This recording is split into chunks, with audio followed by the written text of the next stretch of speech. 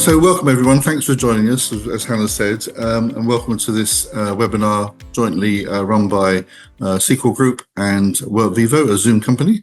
So I'm Nick Andrews, Business Development Director at Sequel, and joining me today is Hannah Finch, who's the Global Channel Partner Manager at Workvivo. Welcome Hannah, thank you for coming along and sharing some insights. Look forward to hearing from you.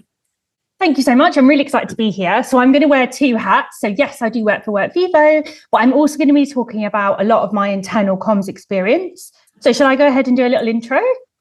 Yeah, if you do an intro first, then I'll do an intro and we'll ask you some questions and we'll go on from there. Perfect. So my career started many moons ago, and I've always either worked in a social media, external or internal comms role. So that is my niche. And I've worked for some incredible brands like Bourne Leisure, Epson, EasyJet, Monarch Airlines, who are no longer with us, sadly. And really enjoyed kind of having that mix of experience. And then most recently, I worked at Volkswagen in their internal comms digital team. And then I moved to Facebook, and then I moved to Workvivo. So happy to answer any questions about any of those brands and kind of the roles and experiences I had there. And I think it's worth saying this juncture that although Hannah's from Workvivo, this is really a webinar on actually platforms for the front line. So there are certainly principles that apply to any platform you do choose. It's just that Workvivo are one of the leading platforms at the moment. So it's good to have Hannah here. From Sequel's point of view, I said I'm Business Development Director. One of the things we do have here from our clients a lot of the time is we have a shiny new platform, or in thinking about a shiny new platform, has got some great examples of where platforms have been introduced to great effect. So Hannah, I'm going to start by asking you a few general questions as a principle. There's a saying that all good communication starts with understanding your audience. So what are the key differences, do you think, between someone working at a desk and someone working in a frontline role? Yeah, happy to answer that. So I'm going to draw on some of the places I've worked and also some of the things I just hear in the industry from my comms colleagues. So in terms of frontline, to kind of put in perspective what I mean by frontline, that is doctors and nurses for a company like Bupa. That is your cabin crew for airlines like EasyJet or for Ryanair. And then that's factory workers. That is retail workers for something like Walmart, or that is your baristas in Starbucks. So that's what we mean when we say frontline. And if we think of the average day of a frontline, they don't often work 9 to 5. They often don't have a company laptop or company PC. And very often they don't have a company phone. So actually, even saying things like, oh, check your email, you're asking them to jump a barrier of putting their work email on their phone or using their personal phone to actually log in. And some of the key differences I see is, so that's a kind of access, I would say, is the first one. The second is a lack of time. Mm-hmm. So I work at a desk, and therefore when I want to have some time where I'm engaging with my leadership or checking in about company culture, I can do that around my work calls, and I have access to do that very easily. So if we take the cabin crew example, surprise, surprise, when they're in the air, they're not checking their phone, nor do they have access to the internet. So I think that would be my first one to consider. When are they actually going to look at the internal comms that you've been writing? So I suppose the third point I'd say between desk and frontline is everyone's getting really used to having incredible consumer apps in their phone. So if you think of your personal life, there are other brands available, but you might get up in the morning and scroll on your phone to read the news. You might be on a messaging channel to message your family or to send messages on your friends, but it's all instant and you're logged in and it's really quick. And that is what I think people are expecting at work. So they'd be my first kind of examples. So picking up on that, is it worth, before you even look at which platform to go for and the principles, to actually walk in the shoes of those people you're trying to get hold of? Because very often, in my experience, things are introduced and they haven't really done their audience research. Is that something you've done in the past? Yeah, so I'll give an example of when I was at EasyJet. So EasyJet have cabin crew that park in a staff car park, and they get a park and ride to the airport. So much like when you're on holiday and you do the long stay car park. So I remember sort of saying to cabin crew, can I shadow some of the different work patterns? And yes, that is time out of my comms job, but it is understanding that, you get up really early or really late, you're then on the bus. And I remember it was 8 minutes. So I had 8 minutes from the time you get on the bus to then being at the airport where their work begins. And to me, that's really interesting because it meant as a comms person, they've only got 8 minutes where they've got a phone in front of them. Do I really think the whole 8 minutes is going to be about work? Probably not. Maybe they message their partner or their kids, whatever it may be. But that's definitely a snapshot that I could get into. So that was my first piece of data of walking in their shoes.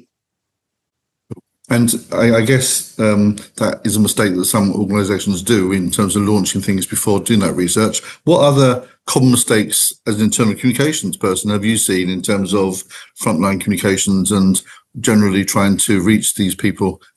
What organisations fall foul of? Yeah, so the first thing, which is quite a blanket comms statement, but I think it's really important, is some comms teams use the exact same piece of content regardless of the channel and regardless of the audience.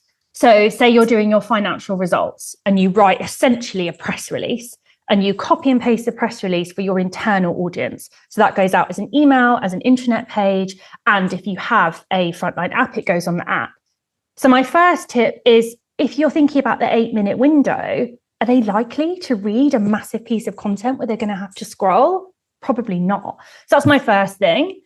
And then something I always encourage every comms team to do is go back to basics and write a channel matrix. Now, I know that sounds quite scary. And if you're a small comms team, you might be thinking, oh, I don't have resource.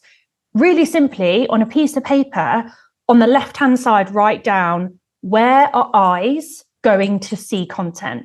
And that is literally everything from, yes, email, but maybe it's posters.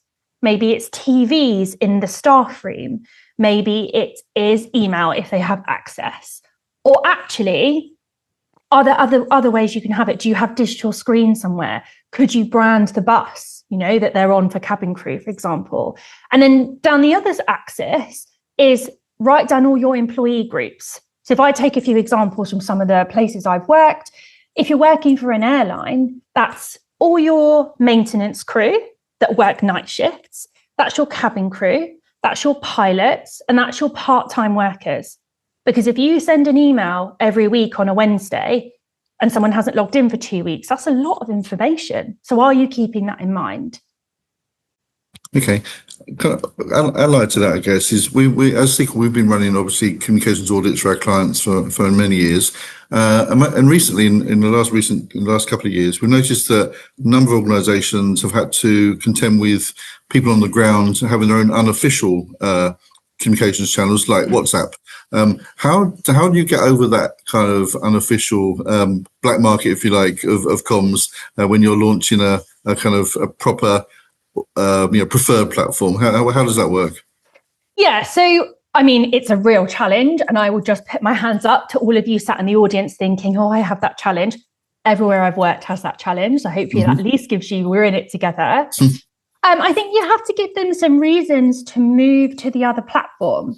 So I suppose my top 3 kind of tips would be communicate clearly, set up the new platform, and then give people a reason to leave the WhatsApp groups. They're my 3. And if I walk through them, it would be announce that you're leaving WhatsApp. So if you're a people manager, announce that, hey, everyone, I'm leaving this WhatsApp group to move to the other platform, and you can contact me there. And give them the link so that actually anyone in that group that can see, or Hannah's left the meeting, can really quickly sign up. So that's one thing you can do, is lean on your management. 2 is explain that the other tool is a company approved platform.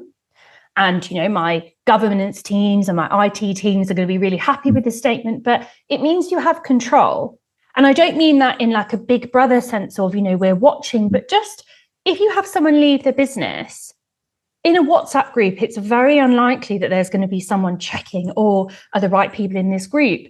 Sally that left 2 months ago is still in this group and seeing critical comms. So if you take that into perspective of, if Sally works for a competitor, is that actually being kept up to date? And then my last one, which is encouraging the managers, is when I was at EasyJet, I gave a line that allowed cabin crew managers, because that's actually who a lot of the cabin crew heard their news from, to gracefully exit. And it would say, I'm leaving today. This is how you can reach me. Here's your link to sign up now. So I suppose to wrap up that point, it's if you're still using WhatsApp, you don't have any analytics. I very much feel like you're blurring the line between personal Hannah and me actually having, dedicated boundaries between work and play, and actually feeling burnt out, because if you've constantly got work messaging you, it's really hard to switch off. Sure. Yeah, I agree with all that. But I guess if you're going to move from WhatsApp or wherever to a new platform, company approved, you've still got to have a reason for people to go there. What would compel people, particularly on the front line, to join that new platform? Is it brilliant content? Is it great design? Is it kind of putting the canteen menu on there, or is it pure inducement, such as join the platform, you get a freebie? How do you get people on there in the first place? Yeah, so if we go back to my point about channel matrix of having your employees and thinking what's in it for them, that's essentially the answer you should be kind of giving when you launch a new platform. So maybe it's the only way you can do your staff benefits, so something you already have in place, like discounted flights for an airline, or car benefits if you are a car manufacturer, or a discount club if you're a coffee chain. Whatever you already have in place, I'd lean on that and make it as easy as possible to get those perks through the employee experience platform. So at Workvivo, you can log in and then you see all of the staff perks in one place. Now, yes, I probably could go digging through my email to individually find those things, but the barrier to entry is far lower. So that's one. And then two, if I give an example, again from EasyJet, it's the buy and sell. So it's a huge thing for staff actually to have a buy and sell group, or to swap shifts, something that is critical to your work day. You can swap shifts using your employee experience platform. So that's something else I'd recommend. And then if they then also are looking at your content and see a really well-written piece that's really engaging and relevant, they're far more likely to engage. And the internal comms dream is they come to look at the menu or come to look at the perk, and then they stay for the content. Yeah. Okay. So I guess that promotion is really important as well. And I know we've seen at Sequel plenty of ways you can promote the new channel. But allied to that, how important do you think are the line managers in the company in terms of their relationship with the front line? How important are they to actually to get on board when you're introducing a new platform? Critical. It's completely critical. I think actually being able to know who your people managers are, which, again, I put my hand up and say, very rarely as a comms professional have I been like, yes, I know exactly who my people managers are. I know exactly how to reach them. But actually, even just having an Excel file with a list of the managers and being able to target communications, if you have that, you're already ahead of the game. Like, I really want to share with the audience that if you're able to reach them and give them a manager pack, maybe that's a briefing pack, to then say, we're going to be launching a platform on this day. This is what I'm asking you to do. So if I bring that to life a little bit, when we launched a platform across all of EasyJet, we did a morning, lunchtime and evening live stream, and it was different leaders. So in the morning, we had our chief operating officer, literally, doing that really early sunrise shift. And she went live and said, I'm live on Workplace. I'd love to hear your feedback. And in the middle of the day, we had our CFO, and he was talking and sharing how he was on shift and he wanted to hear from them. And then we ended the day with our CEO. And I just think having the message that no matter what shift you're on, you can speak to leadership. And how are you doing that? Oh, it's through this mobile app. Sign up today. That's a great way of saying, managers, we need you on board. Okay, so line managers are critical, as you said, but in your experience, is it important that the senior execs get involved as well and play a leading role? Yeah, absolutely. And it needs to be more than just every so often they do a post. Depending on the size of your team, and I'm conscious we'll have different size comms teams in the audience today. But if you have business partners, if you have an internal comms business partner, the dance you'll be playing is if you post all the time from an exec member and it doesn't sound like them, your audience are going to be thinking, oh, that's not really them, it's someone writing on their behalf. That's your first hurdle. But 2 is find something that exec member is excited about talking about and let them do it in their way. So maybe that is live streaming, but maybe it's a podcast, maybe every week or every 2 weeks, doing a podcast. So it's actually in a way that they prefer, or maybe it's a blog. Yeah. So it's varying the content, varying the way you get the information across. And does that apply to the social elements as well of these platforms? How attractive are they, and how kind of compelling are they in terms of getting people to use those particular elements of the platform? And can they be overused, or is that sometimes we get the criticism that actually these platforms are just about people talking about football or TV or whatever? Where's the balance here? Yeah, so I think my advice is it depends on your company. So if you are the type of company that has never done any sort of social engagement, don't start with all the bells and whistles. Don't start by also saying, okay, we're launching on a Monday and we're going to launch a brand new podcast, a brand new live series, a brand new town hall. Like, it's too much information. So whereas if you're a company that already has those things in place, great, you can build on them. So I suppose to answer that question, it's fewer is best and you do them well. And of course, I would say this, I work for Workvivo, but that's the kind of the point with Workvivo. You can turn things on and off. So if you don't want a podcast to be on there, just turn it off. And that's at an admin level. Whereas if you want to try something, it gives you the analytics to say, okay, we've got our basics. We're confident that they're working. We've actually asked our audience, a frontline audience, what they'd like to hear from. And they perhaps have given you feedback that, oh, videos take too much of my mobile data, which is a valid concern. And so could we try just audio? Great. To me, that's you're listening to your audience, you're adapting, and therefore you're going to do a podcast. Yeah, that makes perfect sense. And I'm glad you mentioned analytics, because obviously going back to the title of this webinar, how will I know whether the frontline are engaged? How do we kind of know whether this is working? How do we measure it? Kind of what will be judged on? Yeah, I mean, this is my favorite topic, and I feel like I could talk for ages on this. So I will try. Exactly. 40 minutes just on analytics. So first thing is analytics and insights is always going to be a hot topic in internal comms. I've been doing it for 15 years and I still am trying to find that perfect mix. So my first kind of top tip would be set achievable goals for your team and go off your audience. And what I mean by that is if you speak to one of your other comms peers, maybe you've met at a networking event or reached out to them on LinkedIn, if they say things like, oh, well, I have 97% opening my newsletter every week, don't then set yourself a 97% newsletter opening rate if actually you've only just launched a newsletter and you have a massive frontline organization. Like, make sure you're keeping that in mind. Secondly is if you set a target, make sure it's based on some sort of data. So I'm going to talk a little bit about Workvivo here. Whether it is how many people are logging in on a monthly basis, that's amazing to have, right? Because you then know, I launched this new platform, this is how many people are logging in. But this is where the word insight comes in. Because great, let's say you have 80% of people logging in. But what are they thinking, feeling, and doing as a result of logging in? Now, I put my hands up as a comms professional. I'd rather have less people opening the app or logging in to the platform. But actually, when I'm in the staff room or I'm walking through, different audiences, to hear someone say, oh, I saw that on Workvivo. To me, that is like gold dust. Yeah. And it's not just the numbers of opening rate. It's what is the action they're doing as a result of it. Yeah.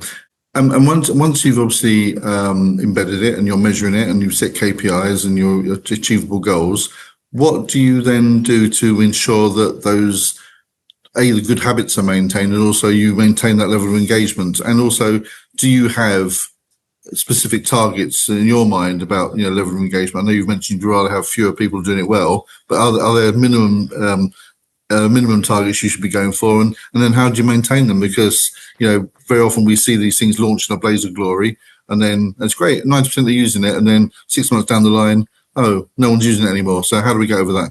Yeah, of course. So I'm going to lean on my kind of previous role. So I was a digital channel manager, and I was so proud of that job title. I still actually think that to my core, that is what I do. And the reason I say that is I do not mind where you see my messaging. Whether that is a poster that you see in your staff room, a TV as you're having lunch, a word of mouth. I don't care where it is you see my message. What I do care about is the message is landing. To me, that is the job of an internal comms professional.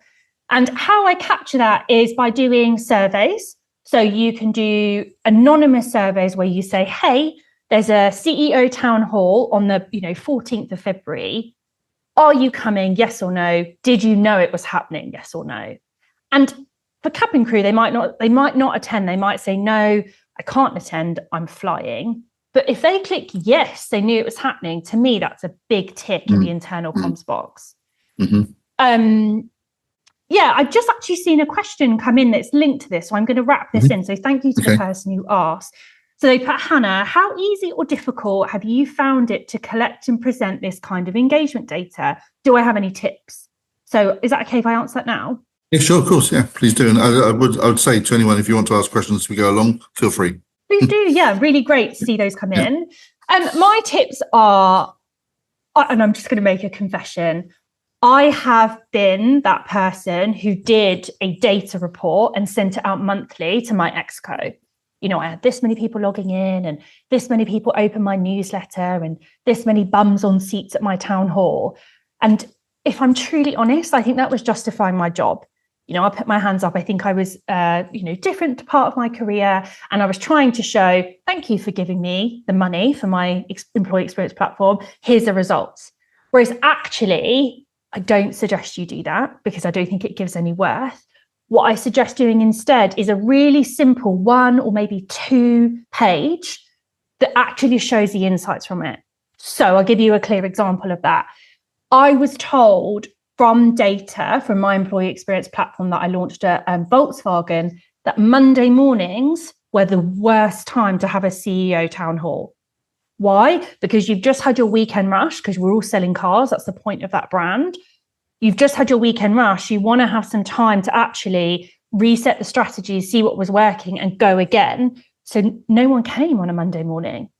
And I remember thinking that's so simple to just listen to the shop floor. So what I did instead is I changed it to a Tuesday morning so that line managers and shop floor managers had the time to do what they needed to do, which is the job they're paid to do, reassess how the weekend was, set up for success, make any tweaks. And then by Tuesday, they're open to hearing from leadership and they can share the feedback back.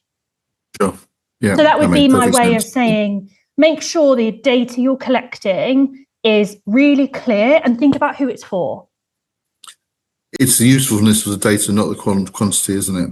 Always. Absolutely. Yeah. And Nick, I'd love to hear, did you have any thoughts on that question? So how easy is or difficult to collect and present type of engagement data, and if there's any tips you have? Well, I think you're right. It's the quality of data you look at, not the quantity. And it's about, again, when you start to launch a platform like this, what are you going to be measured on? What will success look like for you? So that's what you measure. You don't measure, as I said, necessarily click rates. We do measure the value or the output for the outcome from a platform like Workvivo. So really it's about being quality in terms of your research. It's not about just gathering numbers.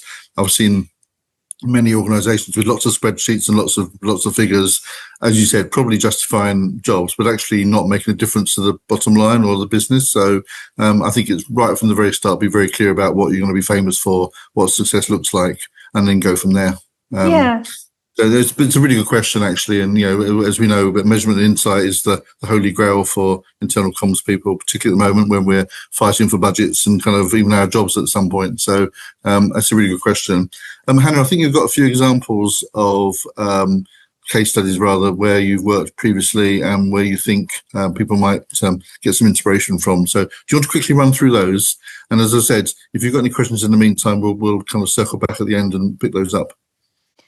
Yeah, I would love to. So I'm just sharing my screen, and I thought, for those of you that haven't heard of us, I just wanted to do an overview of Workvivo. Other platforms are available. My preference is Workvivo. So I wanted to share our mission statement and kind of why I made that leap from being an in-house internal comms professional to working at Workvivo. To me, it's not a sales pitch, it's the truth. So I'm hoping that resonates with some of you. So in terms of Workvivo, we help companies easily reach, engage, and bring their company culture to life. And I just did a box here of some of the massive customers that we work with. But don't be overwhelmed. If you're a small company, we have all different shapes and sizes. So I've tried to do a little mixture of these. And I pulled out two of my favorite quotes. So the first one is from the CEO of Bupa. So going back to who I talk about for Frontline, to me, it's my sister. So my sister is a physio for the NHS, and it's her that I think of when I think, how would I reach my sister if I was going to do messaging? So the link here is Workvivo is a glue that brings Bupa together.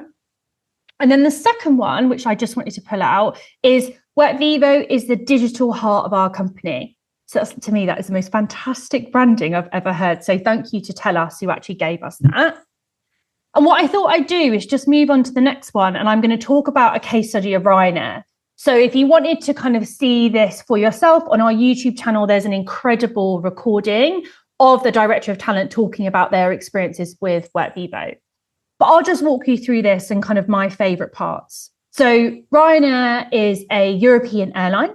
It has 24,000 employees, and the majority are frontline and previously disconnected workforces. So the quote I'm pulling out here is from Mark Duffy, who says, "I cannot recommend Workvivo enough. It's been a game changer from an internal comms perspective."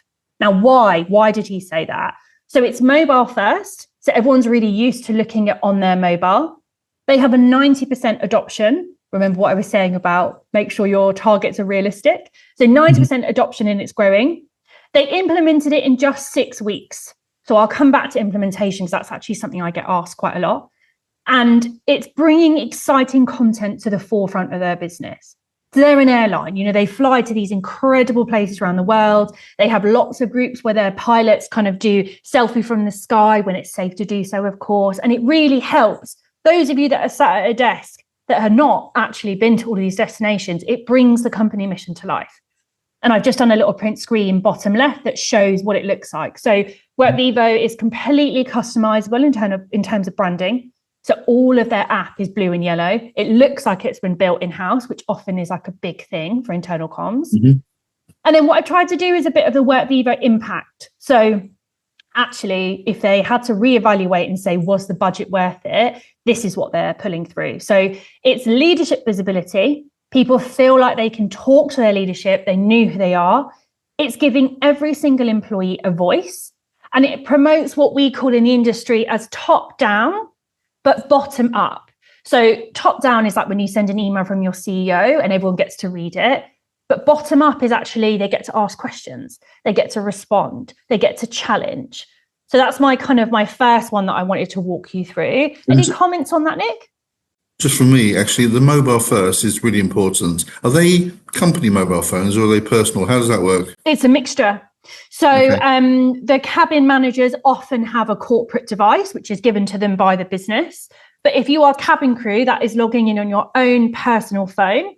And that is, you don't have to have an email address for that. That's often a big thing that we hear. Don't have an email address. You just need a unique piece of data. So essentially, it's Nick, I need to know it's you. Maybe your cabin manager gives you a password and you're away. Okay. And the implementation, 6 weeks, that seems to me to be completely kind of at odds with everything I know about the way communications and big organizations work. How does that happen? Is that from 6 weeks from signing the contract to getting out there? How does that work? Yeah, so I can talk about that in more detail. Absolutely. So the 6 weeks is, as you say, you sign the contract, you get access to the platform. So your comms team get access early. They get to set up what we call the space structure. So that's going to be your groups you have to be a part of. And then you're going to think about, okay, if I'm a cabin crew member based in Dublin, I do not want to see stuff from groups that are based in Berlin or groups that are based in different regions. You're going to really target the communication. That's the 6 weeks. You're planning, how am I going to use the platform? The real work, of course, which I think is what we're both kind of nodding and smiling at, is the ongoing governance. Now, I know governance isn't the nicest of words when it comes to this, but it's really important because once you've done your 6 weeks big bang and all shiny and we've launched, it is someone's job, usually in the comms team, of how am I going to keep this as a drumbeat alive? So maybe that's your monthly live, maybe that's your content every month.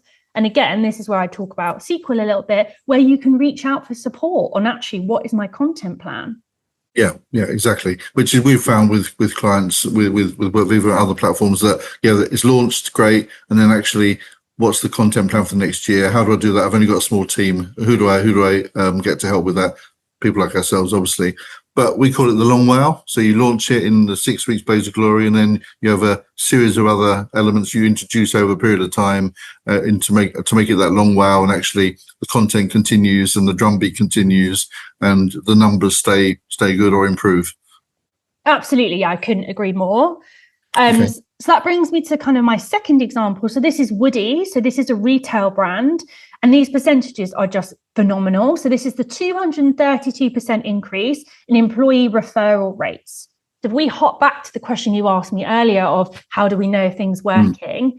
Number one, how incredible that they have been given the award of the Great Place to Work, which is a very covetable award. But actually, if you are in a business and you say, I like working here, and I would recommend someone else, so ENPS, if you measure that, but it's essentially saying, I want to work here, I enjoy working here, and I will invite my friends and family to also work here. To me, that is employee engagement gold dust. So the fact that they could measure what referrals were happening and then increase it because of the launch of Workvivo, it's just a real good mark of engagement. So maybe a top tip is to take away, do you have a referral program, and have you thought about promoting that on your platforms? Okay.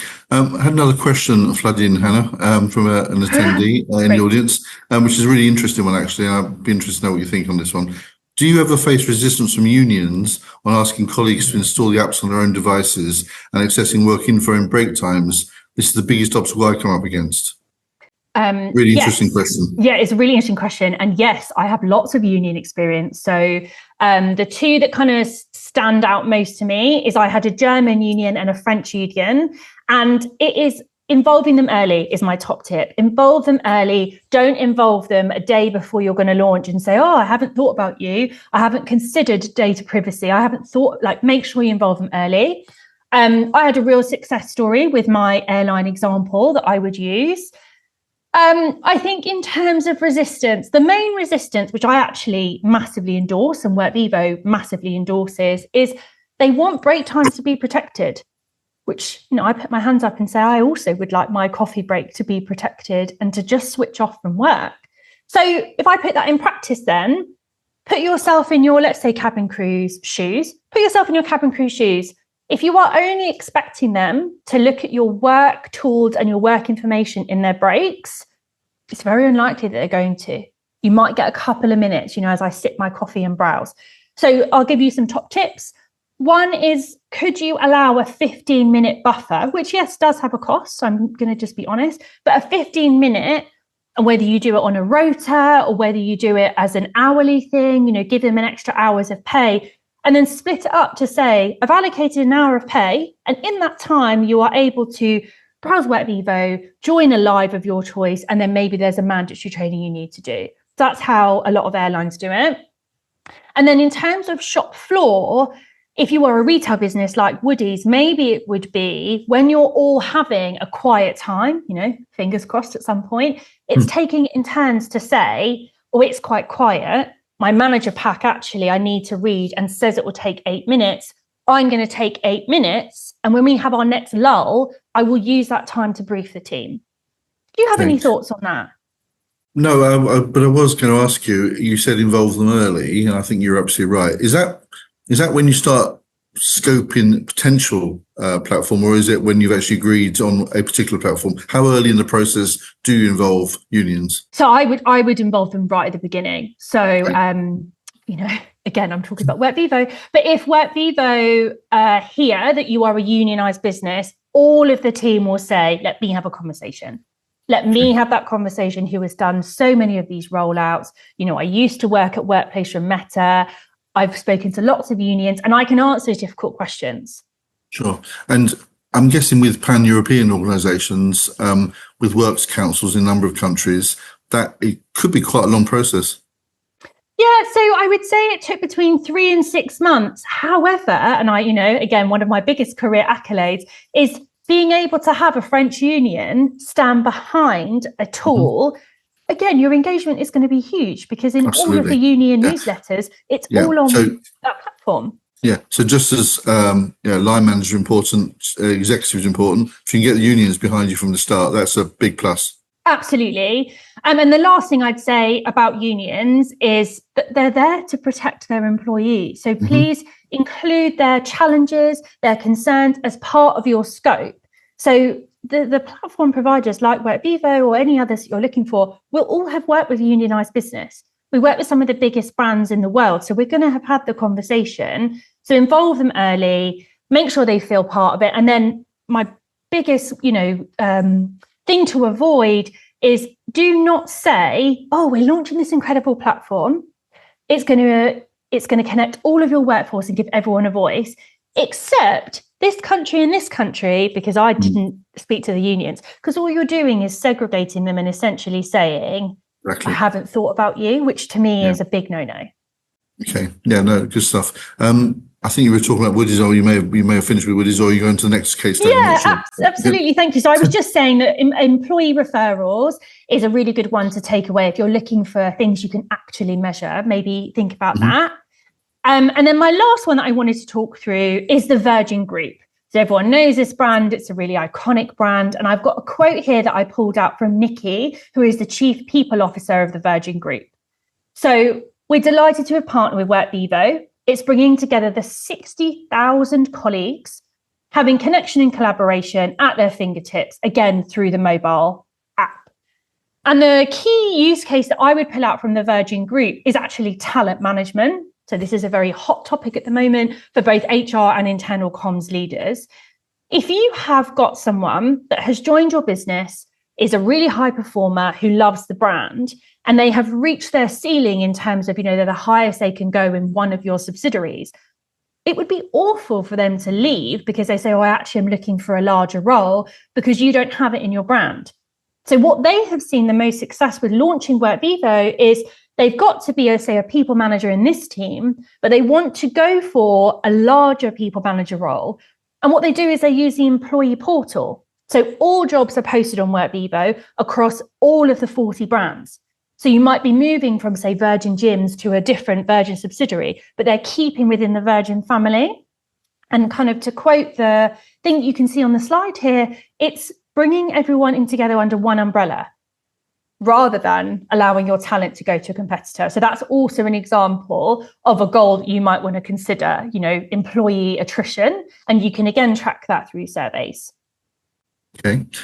A couple more questions. Firstly, I'm working in a small team. Have I got the bandwidth and the resource to actually implement something like Workvivo or other platforms? It seems to be an awful lot of work involved, and I'm not sure I've got the time at the moment to do that. What's your thoughts on that, Hannah? My thought on that is I completely agree. And having been a one-person band I think out of all those roles, I've been a one-person band more than I have been in a team. So I might have been a 1 or a 2.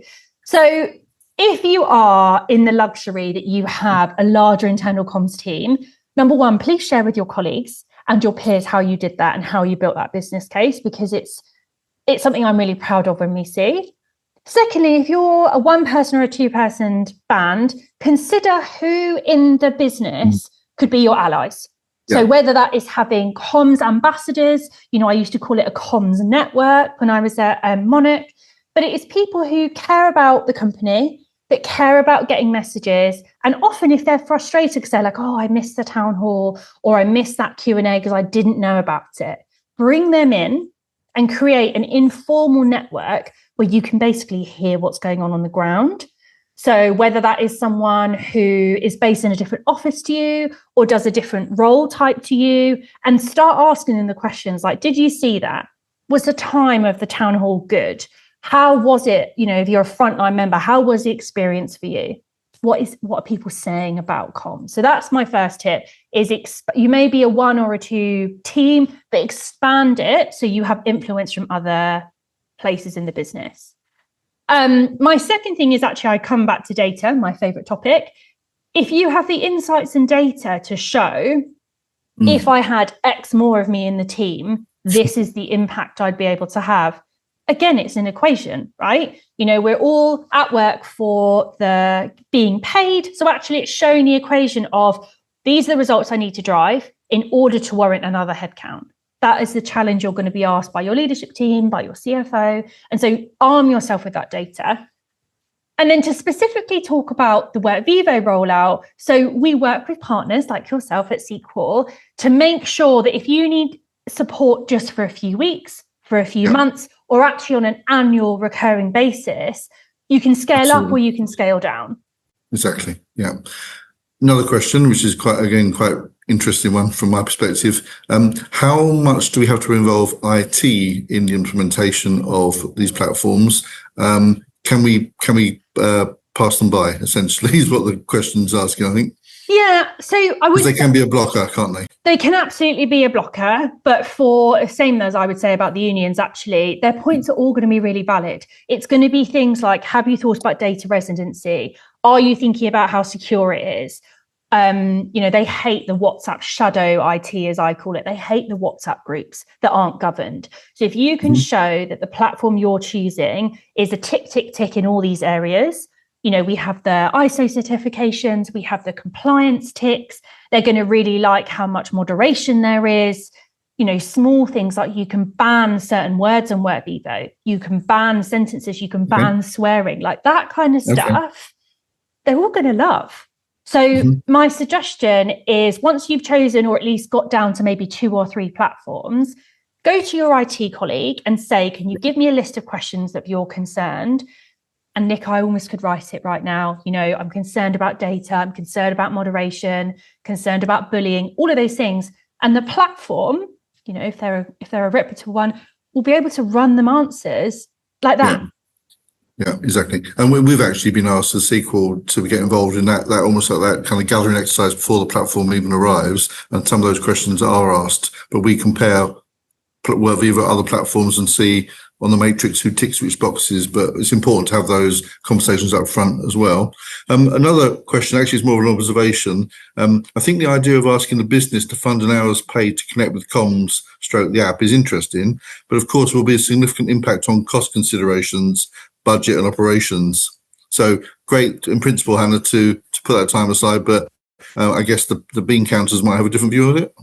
Yeah, and I think the challenge that I would make, put whichever brand hat you like on me at the moment of the list that I shared with you. If I then said, okay, but your team member that you've paid the 15 minutes or the hour, whatever it may be, are going to feel more engaged, more connected, have access to well-being resources. If you offset the amount of time off they're having, or they're having sick days, or they're having burnout days, to me, the cost is either coming from this pocket or that pocket. And this one actually shows you really care about your employees. That's what I would say to whoever the challenger was. Okay. Well, this is another really interesting question, a great question, this one. I don't think this comes to the nub of a lot what we do in internal comms. How do you get to those who are just too cynical, won't download the tool due to apathy, or more importantly, trust in the organisation? People who just don't get what the organisation is trying to do. How do you get them involved, if at all? So it's a really good question. It's a really good question. And again, I think that's all why we have all our roles, if I'm truly honest. So I think there's a kind of 2 shades in my answer to this. The first is there's always going to be some people that do not want to engage. And I know that's really sad. And for those of us that are highly... Yeah, and do you write those off, or you just say you accept those, that there will be some people who just don't want to get involved? It's a very small percentage I would accept. Okay. That's my first shade that I would say. Yeah. My second shade is I invite them to share their opinions with me. Without kind of naming names and naming brands, there have been particular types of roles, often those that are more technical, that have a fear or not very nice feelings towards certain platforms. They're not on any social media in their personal life. Therefore, they're thinking, I don't want to be on an equivalent of social media at work.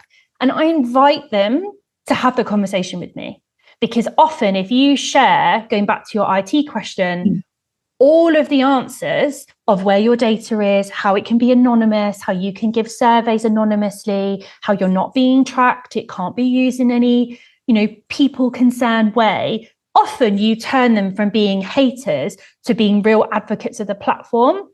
But I go back to I think I said this earlier, if you're a 1 person or a 2-person band, do you have the platform? And I'm just roughly making these percentages up, but say there's 5% of your population that are just, no way, no, Jose, it's not going to happen.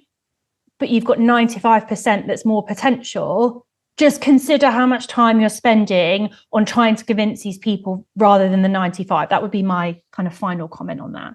Yeah, but I guess that if trust has eroded to an organisation to an extent where a large number of people are, really kind of not going to believe anything they get from corporate HQ, that's a real challenge. Playing devil's advocate, do you even try to engage with these people, or do you just think this platform's not going to solve it? It's more a case of working with local teams in HR and what have you. It's not going to be solved by a platform, is it? No, and I think that's why I sort of gave my 2-pronged answer. If we go back to the first camp, but it's not going to be the platform they hate. It's going to be that they don't feel trusted, or they feel like they've been misled, or whatever it may be. So to me, it's just role modeling good behavior.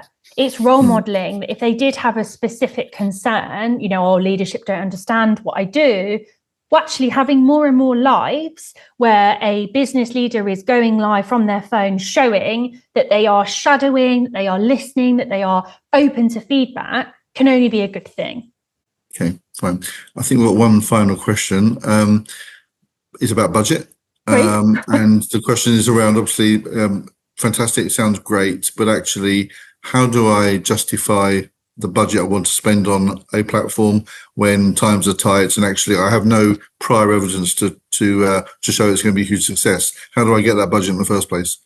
That's to kind of paraphrase that question. Yeah, thank you. So there's a couple of things I would start with. So one is, there is a really good link, which I will put, I can send to all the people that have attended today, called the Forrester Report. So it's an independent piece of research that shows the cost of an employee experience platform versus the benefits, and the benefits really outweigh the original cost. That's one. Two is, I think, using case studies from companies that are really similar to yours. So if you're sat here and you're an airline, the fact that we have all of these airlines at Workvivo with all of these examples, that actually speaks a lot for itself. And then you can ask them specifically, how did they do the budget?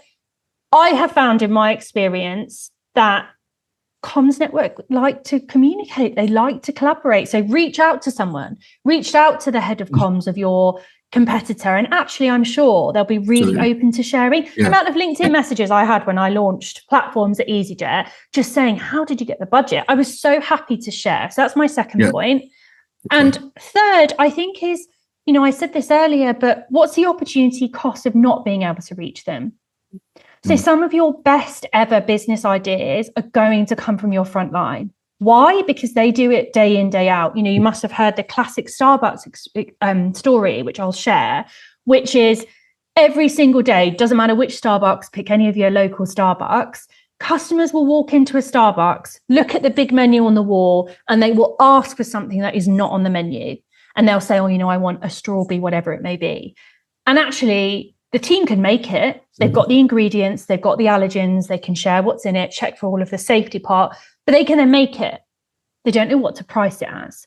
So if they are then consistently being asked for different products, the insight that shows, this product is not being listed, why don't I share that back via an employee experience platform to my product team, who can then put it on the menu? That is literally a cost benefit of putting the platform in place, but it's finding those stories.